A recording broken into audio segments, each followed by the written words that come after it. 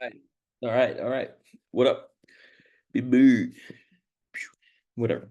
Um, Here's the dealio for realio. I promise that this video not going to be anywhere near as long as the first video.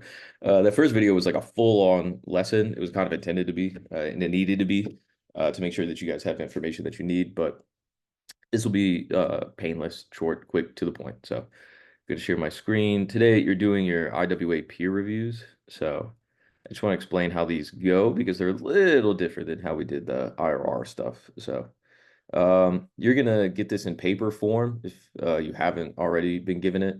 I thought about just giving it to you on the computer, but it's like I don't know. How would the person get their review from you? I guess you could just share it, but it just makes it complicated, I feel like. So, actually, you know what? As I'm saying this in real time, well, past time. Well, for you, it's past time. For me, it's real time. In the future, eventually, though, it doesn't matter. Um, I think because you'll be reading their IWA on your Chromebook. So they would share the IWA with you, and then you would have this document and you would just literally review it and then share this with them. Um, yeah, I think that's like an easier way to do this, no? Um, I don't know. You guys usually prefer paper. You know, I'm gonna ask you guys when I see you in person. So this will either be on paper or on the computer. That part doesn't matter. Okay, so what does matter is how you do this, and it's pretty self-explanatory. You are obviously going to read their IWA, and you are going to go through the rubric for each part. I want you to read the whole IWA first before you try to do any of this, and then you could go through it like piece by piece by piece, okay? And this is just the annotated version of the rubric, but in peer review form, right? So you'll be able to type on it and put your little comments, or write on it and put your little comments. So. Uh, you'll just check each part and you'll ask yourself if they did these things, and then you'll try to answer these questions, right? And remember, the key to doing a good peer review is you do not ask them for any clarification, right? If you need clarification, then it probably means that they're lacking in something. So that should say something to you. So I want you to grade this as if you are the AP grader. So you'll go through this, and then obviously for each row, you'll do the same thing. And then you'll tell them like what score you thought they should get in that row when you go to type all this out. Pretty simple, straightforward. It's nothing complex. You're just going to go through each row of the rubric, break it down. You're going to answer the questions. If you can't answer the questions, guess what, dude? That means that they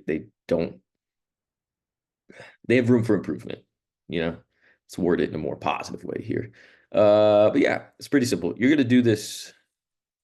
This is obviously the first peer review. You'll have a second peer review soon, and it'll be the exact same process.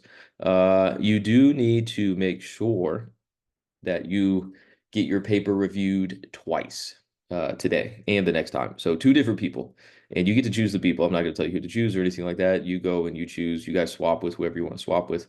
Um, Here's the thing: when somebody goes to review it the second time, if you just want them to read through the paper and then use the same document that the previous person used, and just see if they have anything to add, or maybe if they disagree or something like that, I think that would be fine and useful to do, and maybe perhaps more efficient for time. But ultimately, how you get it done is how you get it done. If you're like, I want you to do a whole new document for me, that's fine too.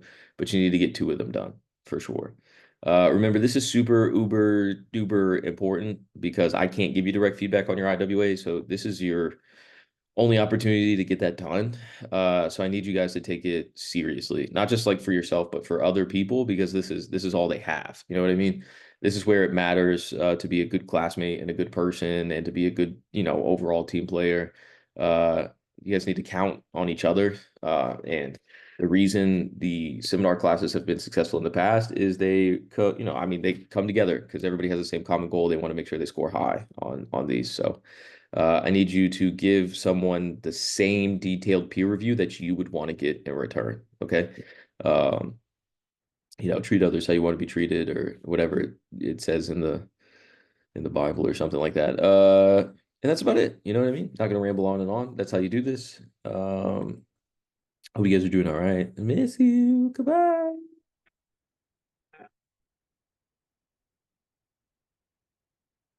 Hold on. Wait.